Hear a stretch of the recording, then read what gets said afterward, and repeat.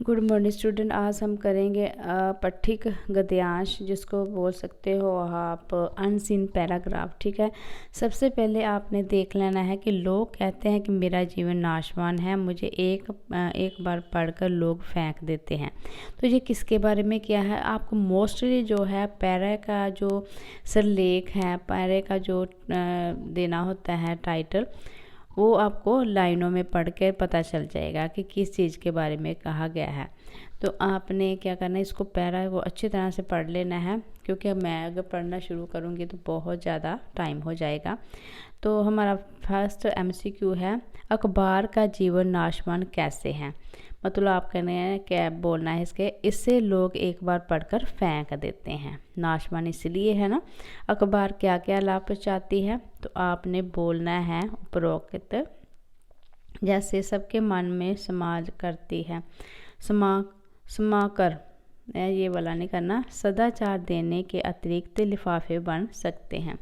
ठीक है, आगे है, ये किस प्रकार उपकार करता है। अखबार जो है किस प्रकार उपकार करता है। आपने बोलना रद्दी के रूप में बिककर।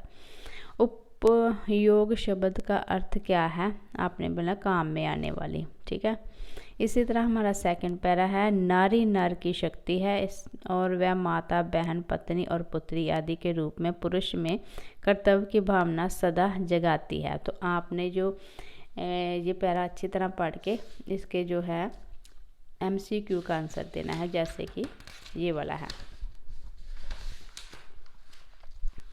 जैसे ये है हमारा, नारी किस किस रूप में नर में शक्ति जगाती है। आपने बोलना है माता, बहन, पत्नी और पुत्री ए। ठीक है, आगे, नारी को फूल सी कोमल और वज्र सी कठोर क्यों माना जाता है। आपने बोलना चोट खाकर भी अत्याचार का मुकाबला करती है। ठीक है, नारी दुर्गा का रूप कैसे बन जाती है। अत्याचार का मुकाबला करके। ठीक है, आगे है, सनंद शब्द का क्या अर्थ है। आपने बोलना है तैयार। उच्च शीर्षक क्या है। आपने बोलना है नारी ही नर की शक्ति, क्योंकि नारी के बारे में ज़्यादा बताया गया ना। तो आपने जो इसका सिरलेख है मोस्टली फर्स्ट लाइन में ही आपको पता चल जाएगा। ठीक है, आगे थर्ड पैरा है, सुव्यवस्थित समाज का अनुसरण करना अनुशासन कहलाता है। ठीक है, तो सबसे पहले हमारा जो है ये फर्स्ट लाइन में ही आपने देख लेना है कि ये किसके बारे में बात की है। इस गद्यांश का उपयुक्त शीर्षक क्या है। आपने बोलना है अनुशासन। ठीक है, आप बोलोगे अनुशासन। अनुशासन किसे कहते हैं। सुव्यवस्थित समाज का अनुसरण। ठीक है, मनुष्य किसके बिना अपने चरित्र का निर्माण नहीं कर सकता। अनुशासन के बिना। किसके बिना। अनुशासन के बिना। विद्यार्थी जीवन किसकी आधारशिला है। आपने बोलना आधारशिला किसकी है। आपने बोलना है मनुष्य के भावी जीवन की। अनुशासन जो है विद्यार्थी जीवन क्या है, मनुष्य के भावी जीवन। अगर विद्यार्थी जीवन में अनुशासन होगा तो उसका जो आगे वाली ज़िंदगी है वो भी अनुशासन वाली होगी। आपने बोला मनुष्य के भावी जीवन मतलब आने वाले। ठीक है, आधारशिला शब्द का क्या अर्थ है। आपने बोलना है नींव। ठीक है, आगे है, सहयोग एक प्रकृति नियम है, ये कोई बनावटी तथ्य नहीं है। ठीक है, ये यहाँ पे सहयोग और प्रकृति के बारे में बात की है, तो टॉपिक भी हमारा क्या होएगा, सहयोग। समाज कैसे फलता फूलता है। आपने व्यक्तियों के आपसी सहयोग से, व्यक्तियों के लड़ाई से, ईमानदारी से या सहायता से। तो आपने ये लिखना है। आप पहले मैं आंसर देख लूँ कि वहाँ पे ठीक लिखे हुए हैं कि नहीं, फिर ही आपको टिक लगाऊंगी। ऐसे मेरा वो प्यारा हाँ, इसका पहले का है सहयोग। हाँ ठीक है, क्योंकि ये देखो ईमान,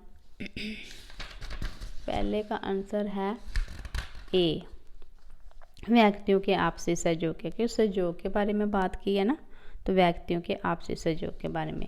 शरीर के अंग कैसे सहायता करते हैं। सभी अंग आपस में मुकाबला विश्वास का ये करना अपने सभी अंग आपस में। ठीक है, इसके बाद है, समाज और व्यक्ति का क्या संबंध है। एक पेड़ की तरह, एक मशीन की तरह, एक नारी की तरह, एक विकास की तरह, पेड़ की तरह।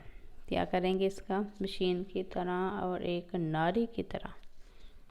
ये देख लेते हैं इसमें क्या आंसर दिया हुआ है।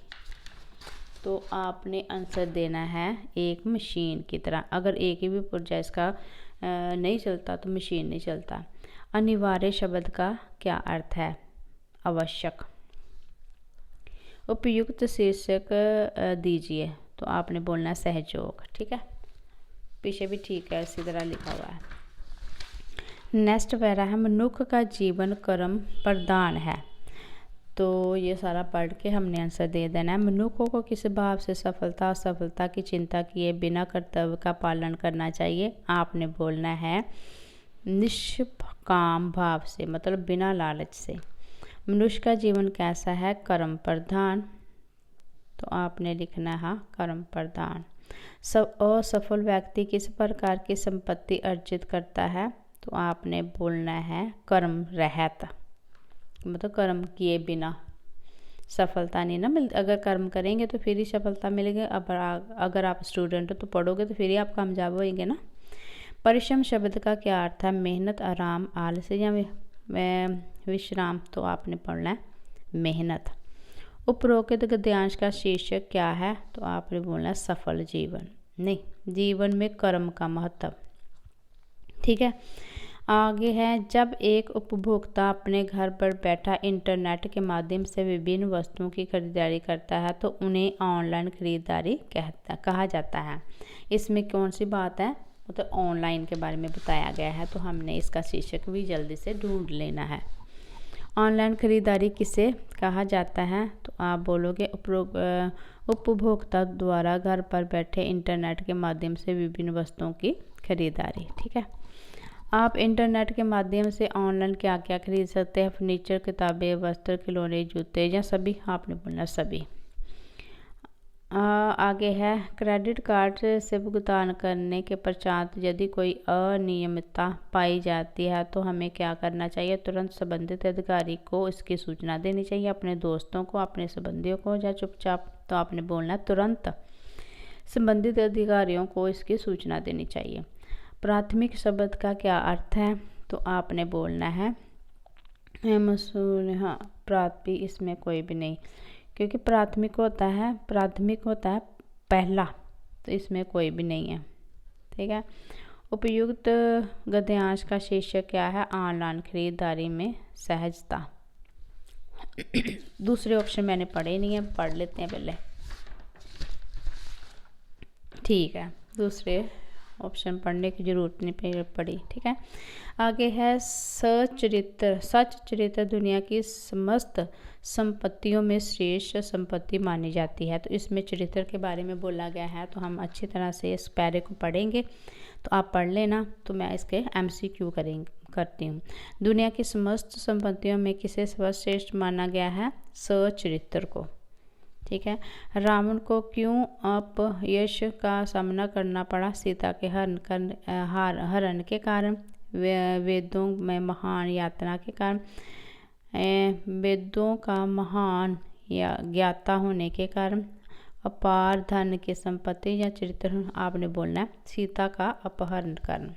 ठीक है, चरित्रहीन व्यक्ति सदैव किससे वंचित रहता है, किस चीज़ से वंचित रहता है। आपने बोलना है ये आत्म शांति से, आत्म संतोष से, आत्म सम्मान से। तो आपने बोलना है उपरोक्त सभी।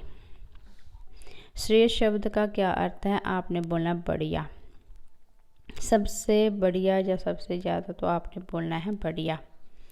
उपयुक्त गद्यांश का शीर्षक क्या होना चाहिए। तो आप बोलोगे श्रेष्ठ संपत्ति, सच चरित्र। इस तरह डियर स्टूडेंट हमने पैराग्राफ कर लिया। आपने भी ये पैराग्राफ अच्छी तरह से कर लेना है। नेक्स्ट वीडियो में हम इसका अगला टॉपिक करेंगे। Take care.